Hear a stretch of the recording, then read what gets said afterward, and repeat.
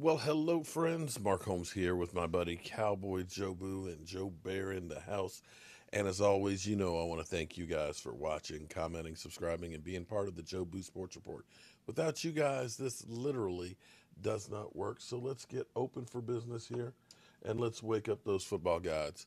Wake up, guys. Okay, so it is Taco Tuesday. I hope that everybody gets their taco fix on. I think I'm gonna make some steak tacos tonight because it's Taco Tuesday. Um, as we sit here, 87 days, 3 hours, 57 minutes, and 30 seconds away from the NFL draft, we have to start figuring out between free agency and the draft what pieces we need. And I want to show you guys, I want to take a little stroll back in the top 10 of Dallas Cowboys defensive tackles, okay? I am a defensive lineman guy. I played nose guard in college. I believe in the beef in the middle. And I have sorely missed having great defensive tackles. Um, let's go on the list here. Wait. Why are we? Okay, here we go. We're at the wrong end of. Okay, let's. I don't know why. It started out backwards. Okay, so they've got the numbers backwards. Don't ask me why, but we got at number. It says 1 of 10. To me, that's bad. I know they're not thinking Tony Casillas is the best defensive lineman for the Cowboys. So that should be number 10, I think. It's just kind of funny the way they did it. But Tony Casillas, great defensive tackle. Definitely loved him. Um, the Jason Hatcher averaged about 3 sacks a season, except for the last season he was here, 2013, and had 11, in which case he went to Washington, got a boatload of money, and ended up doing nothing. But he was good. He was consistent. And it's kind of, well, we'll get to that. Larry Cole, I remember Larry Cole. Russell Maryland. Now we're talking about the 90s. The 90s and part of that Super Bowl defense. Russell Maryland, big man in the middle with, of course, his buddy Leon Lett. Leon Lett, the big cat. You see where we got right here. So far of the top 10, we got Tony Casillas, we got Leon Lett, and Russell Maryland. Wow. 90s Super Bowl team. Jet Ropew, and as I used to say, Jet Ropew coming through because during the 70s, Jet Ropew was hell. I remember, I can actually see my dad with his Pabst Blue Ribbon beer watching football and having this grin. Jet Ropew coming through. I can see, oh my God. I got to call my dad and remind him that because I can remember that like it was yesterday. Jet Ropew was a beast. Jay Ratcliffe. Now, I'm going to come back to the Rat. The Rat, around 2007, he played outstanding for the Dallas Cowboys. He was really good. For whatever reason, that whole relationship got sour. He got his extension, and it was just a mess. But Jay Ratcliffe, when he was playing the Cowboys, that was his best football. He didn't do much when he went to the Bears to finish off his career. Leroy Glover, again, part of that mid-90s defense with Jay Ratcliffe and stuff. Definitely, the glove was good. And then we had, oh my God, the Manster, Randy White, half man, half monster. And you remember when I interviewed Randy White, I think he could still play. I still think he could play. But I tell you what, if you got a 12-pack of beer, he'll sit down there and drink it with you and tell stories. I can guarantee you that one.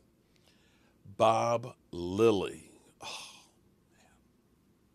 Bob Lilly. So the reason I show you this, the top 10 defensive tackles for the Dallas Cowboys, what you don't see, other than Hatcher was the last one that you saw, and I'm not going to say Hatcher was great. Hatcher was consistent. I'm not sure he's a top 10 in my book, okay? Jay Ratcliffe, back when we had the 2007 defense, where that defense was pretty good. Um, but since Jason Hatcher, which he left at 2013, you can't look at any of the defensive tackles on this team and say they're one of the greats that we've had on the Dallas Cowboys. And that's a problem because as you look through, back in the 90s when we had actually the number one defense in football, we had Russell Maryland, we had Leon Lett, we had Tony Casillas. We had big men in the middle that could stop the run. You go back to the 70s, same thing. We had defensive tackles, Hall of Famers, Bob Lilly, Randy White. And here we sit now, and we look at our defensive tackles, and we look at the Dallas Cowboys, and they don't believe in defensive tackles. Interesting piece right here. Let me pull this one up here too while we're here. This is the ranking of defensive linemen currently in the NFL for this year. Aaron Donald, of course, 6 straight years, Pro Bowl, All-Pro, right? Aaron Donald, we all know Aaron Donald. Their defense hasn't been great, but Aaron Donald has been really, really good. And I think one of the reasons why the Rams made that trade is they're realizing that Aaron Donald is going to be going on the downhill side, so they want to take advantage of him while he's still elite. Cameron Haywood, Hammerhead's son, another great defensive tackle for the Pittsburgh Steelers. Again, another team that's in the playoffs. Green Bay Packers, Kenny Clark, 6'3", 315 pounds. Another team in the playoffs, deep in the playoffs, with a great defensive tackle. DeForest Buckner, Indianapolis Colts. Yeah. Another great defensive tackle in the playoffs. And then we have Chris Jones of the Kansas City Chiefs. Another top 5 defensive tackle that's in the Super Bowl. So as we look at this, and then Fletcher Cox, of course, with the Eagles. We know Fletcher Cox well. That's the first team that had a great defensive tackle that didn't make it into the playoffs. But you have to start analyzing what works. You have to. It's a copycat league, and you have to look at things that other teams have done that have made them successful. And what you do with that is, okay, I'm going to take what they did, but I'm going to take it to another level. And there's some things that you'll notice about the teams that are making it deep in the playoffs. There's 3 positions that we don't really have great talent in that usually are 3 key pieces on Super Bowl teams lately. Great defensive lineman, help stop the run. A great safety, usually a ball hawk, and a great tight end. Yes, DMV, I'm giving you a shout out about, of course, Kyle Pitts, because I know you're looking at Kyle Pitts and thinking about the red zone threat. I get you. But I need a defensive tackle. The Cowboys, I always say this. They always say we want to look for value, which means they want to look for a guy late in the draft, because that's usually where we try and get defensive tackle. We'll go ahead and try and get a taco and reach for him at number 1. But then when it comes to defensive linemen, interior defensive linemen, they don't believe in them. They go late in the draft or free agency, as in undrafted free agents or, guys off practice squads. But this in lies the problem, because you get the biggest bang for your buck when you think of defensive linemen.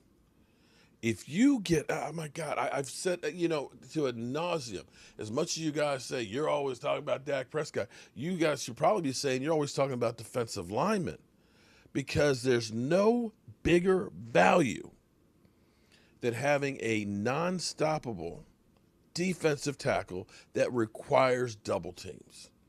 Because if you get that push in the middle, it makes the guys on the outside more effective. I don't know that Charles Haley would be in the Hall of Fame without Russell Maryland and Leon Lett getting that push in the middle as well. Because now the quarterback is seeing guys in his face, and now I've got these guys on the edge. Shit, I got no place to go, man. I got no place to go. Literally. Junior. You're out! Don't you do it! Don't you do it! I got nowhere else to go!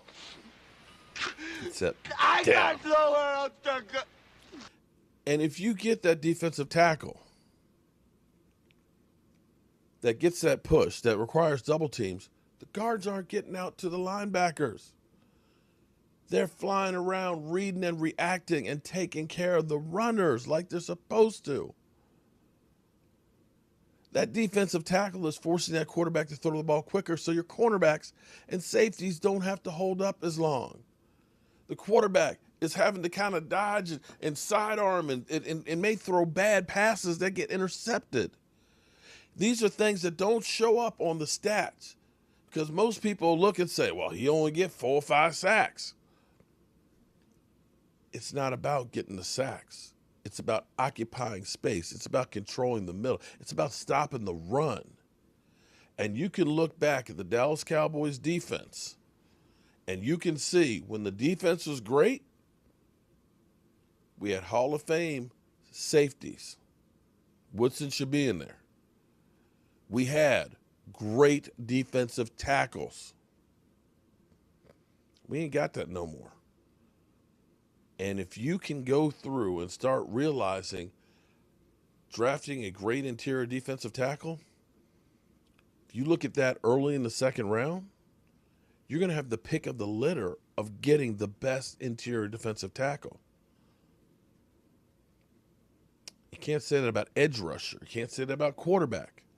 But because everybody's focusing on quarterbacks, left tackles, and edge rushers, those guys in the middle, those guys, those big nasties that nobody, thinks about, those guys that are key to your defense, you can find great ones that second round.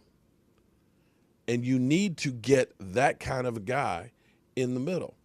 As long as teams keep running up the gut on us, our defense is still going to be piss poor. It's just a fact. And now it's time to change the philosophy of what the Cowboys have always been drafting. And hopefully with Dan Quinn, who believes in having a great defensive front, multiple guys that he can keep throwing in there wave after wave, that it will get Will McClay and Jerry Jones and Stephen Jones to realize this is where we need to put the emphasis on the defense. But we'll see what happens. But as always, I want to thank you guys for watching, commenting, subscribing, and being a part of the Joe Boo Sports Report. I'll see you soon.